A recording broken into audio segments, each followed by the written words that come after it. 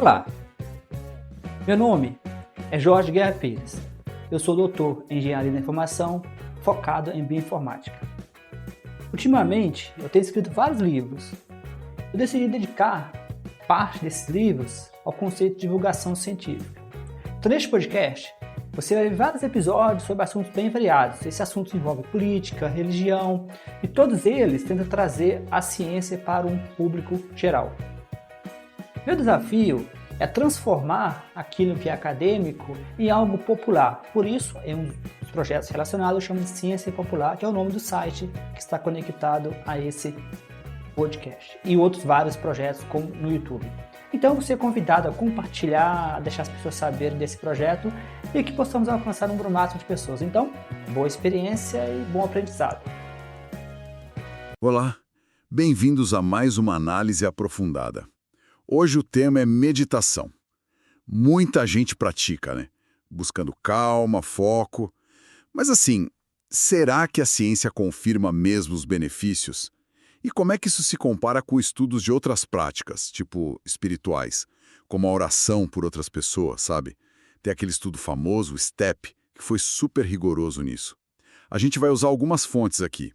Uma análise comparativa entre pesquisa de meditação e o STEP, os detalhes do próprio STEP, que são bem interessantes, e um estudo clínico mais novo, o TAME, que comparou meditação mindfulness com um remédio para ansiedade. Nossa missão aqui é entender as evidências da meditação, sabe? Porque os resultados parecem diferentes dos estudos de oração tipo STEP. E como a meditação se sai contra tratamentos já estabelecidos, principalmente olhando para o TAME. Bom, vamos lá desvendar isso. Para começar, vamos falar do STEP. Ele é tipo um marco, né? Uma tentativa séria de aplicar ciência a práticas de fé. Por que ele foi tão importante? Como é que fizeram? O STEP foi realmente um divisor de águas.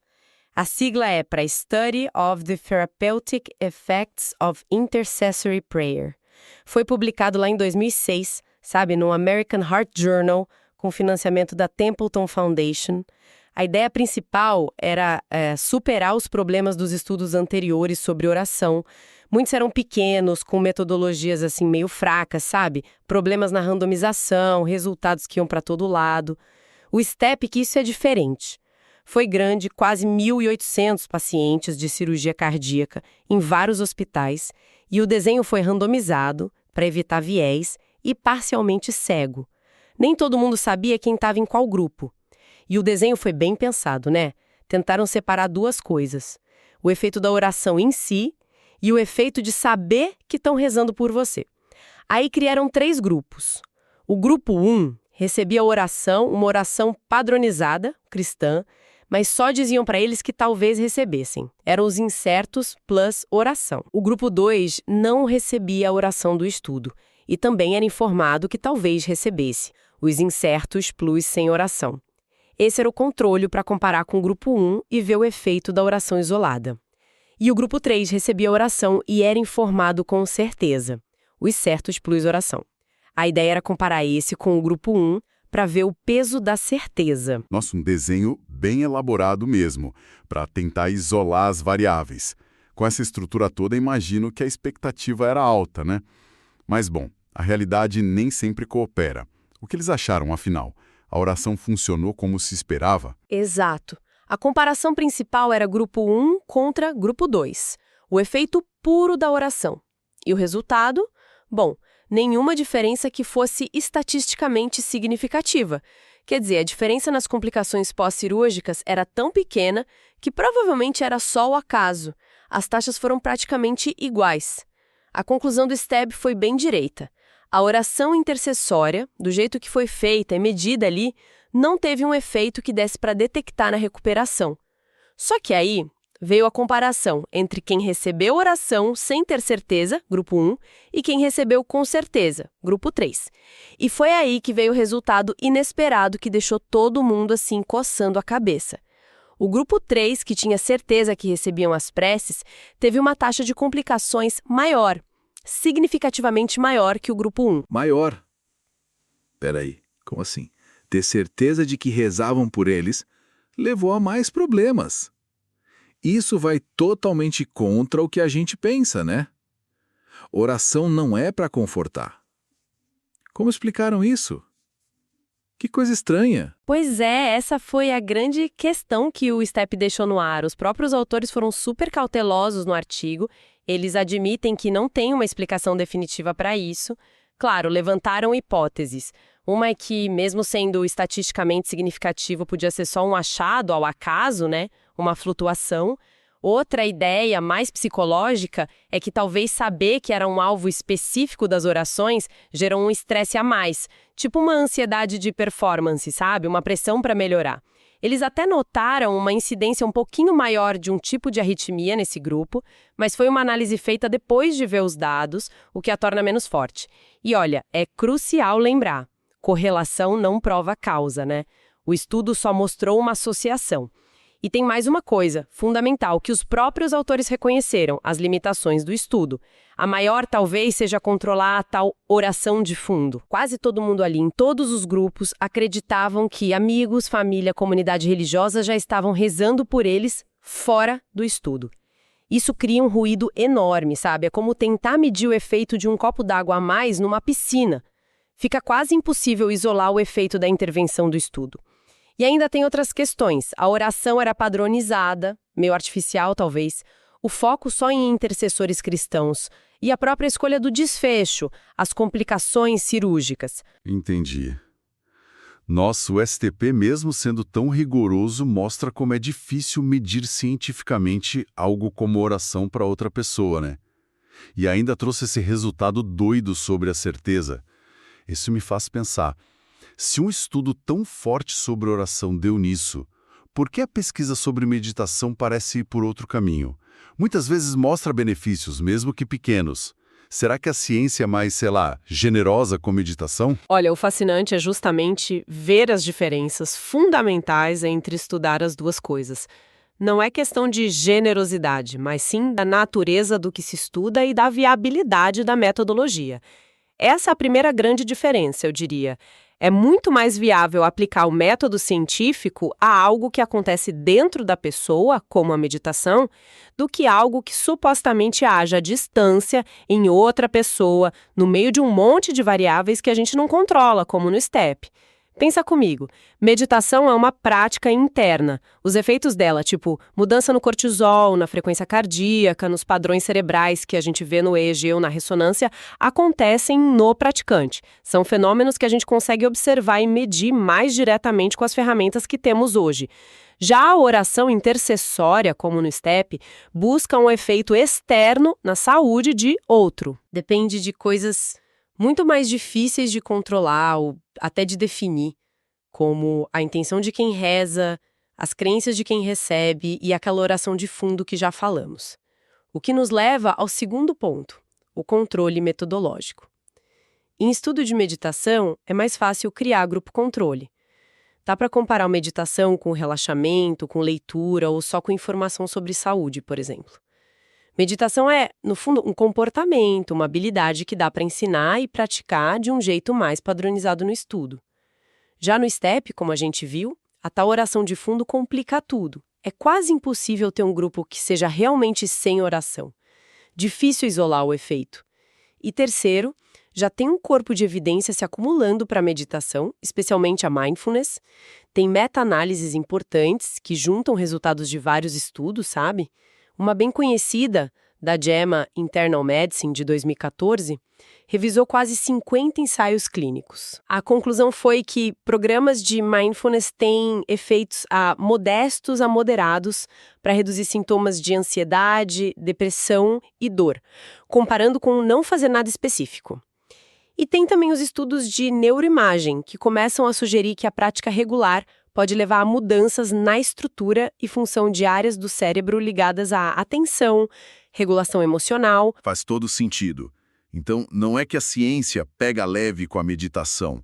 É que a meditação, por ser interna, com efeitos que dá para medir no próprio praticante, se encaixa melhor na investigação científica controlada.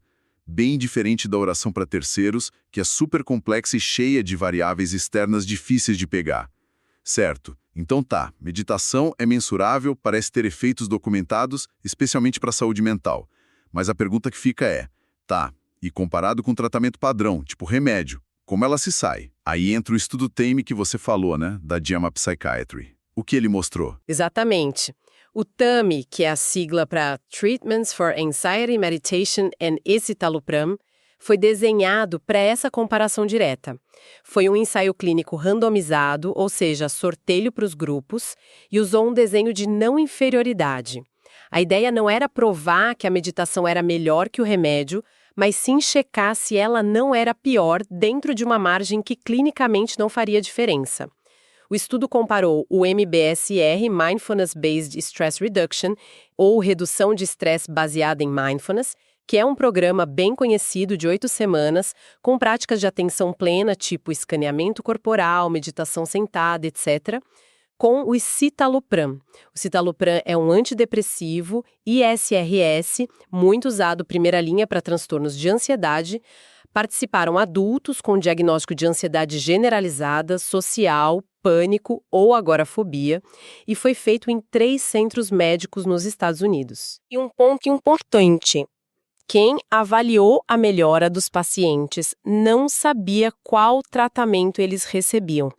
É o cegamento, para reduzir viés. O resultado principal foi a mudança numa escala chamada CGI-S, que mede a gravidade geral da ansiedade na visão do clínico. Entendi o desenho. Comparação direta MBSR contra escitalopram, método rigoroso, e o resultado.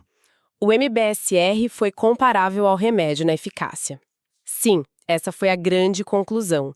O estudo mostrou que o MBSR foi não inferior ao escitalopram para reduzir a ansiedade depois das 8 semanas. Os 2 grupos melhoraram bastante e de forma muito parecida.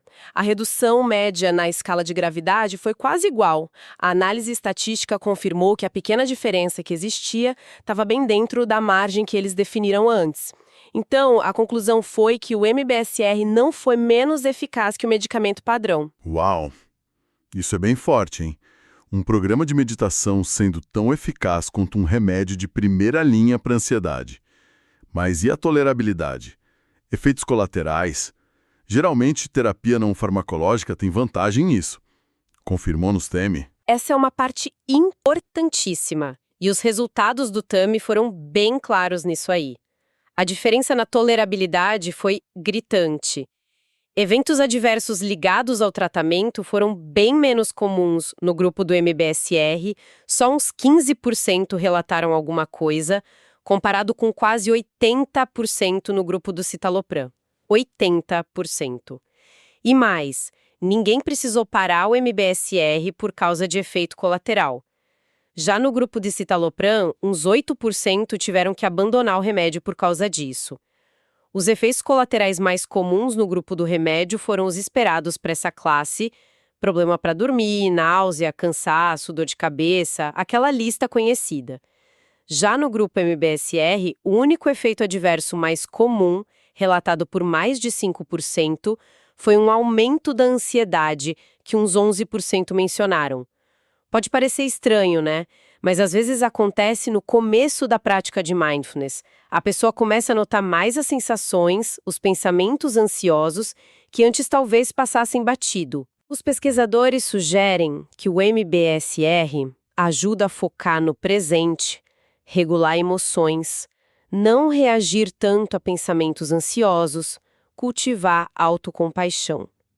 É uma experiência de tratamento bem diferente, né? Eficácia parecida, mas com um perfil de efeitos colaterais muito distinto. Claro, vale sempre lembrar que o estudo usou MBSR presencial, com um instrutor qualificado. Não dá para dizer que seria igual com o app de meditação sozinho, por exemplo. Perfeitamente claro. Então, resumindo nossa conversa de hoje, a gente viu como o STEP, mesmo super bem feito, mostrou como é complicado medir oração intercessória cientificamente. Não achou benefício claro e ainda teve aquele resultado negativo inesperado com a certeza da oração. Aí contrastamos com a pesquisa de meditação. Por ser uma prática interna, focada na pessoa, ela é mais acessível para a ciência e já tem evidências de efeitos mensuráveis, principalmente para a ansiedade, depressão, dor. E o estudo TAME vem como uma prova forte disso. Mostrou que um programa de Mindfulness, o MBSR, pode ser tão eficaz quanto um remédio de primeira linha para a ansiedade. E com a vantagem de ser mais bem tolerado, menos efeito colateral. Exatamente, acho que a mensagem principal é essa. A ciência consegue investigar melhor, com mais rigor, fenômenos que acontecem dentro da gente, que podem ser ensinados e praticados de forma controlada, como a meditação mindfulness. Os efeitos fisiológicos psicológicos são mais mensuráveis. Já fenômenos complexos, externos, cheios de variáveis que a gente não controla, como a oração por outra pessoa, no modelo do STEP, criam desafios metodológicos gigantescos, quase impossíveis de superar com o método científico atual. E o Temen mostra que essas práticas internas, como o MBSR, não são só alternativas, podem ser comparáveis em eficácia a tratamentos padrão para problemas comuns, como a ansiedade, e talvez até mais seguras. A chave é a natureza do fenômeno interno versus externo e a viabilidade do controle metodológico. E para a gente terminar, fica uma provocação. O STEP sugeriu que ter certeza de receber uma intervenção, mesmo uma positiva, como oração, pode gerar estresse ou até piorar o resultado para alguns. Já o MBSR, como vimos no TAME, ensina a aceitar o que acontece no presente, sem julgar, incluindo o desconforto. Pensando nisso, será que a forma como a gente se relaciona com as intervenções, com as nossas expectativas, com a nossa própria mente e corpo, não é tão importante quanto as intervenções em si? Será que cultivar a atenção plena, essa capacidade de observar o que acontece dentro e fora, momento a momento, sem tanta reatividade, oferece um caminho diferente para o bem-estar? Diferente de depender só de intervenção externa ou da necessidade de ter certeza sobre elas? Fica aí a reflexão. Você acabou de assistir mais um episódio do meu podcast Ciência para Não Cientista.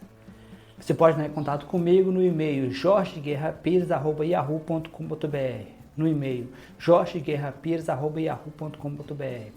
É bom sempre lembrar que eu tenho vários livros na Amazon, no Google Books.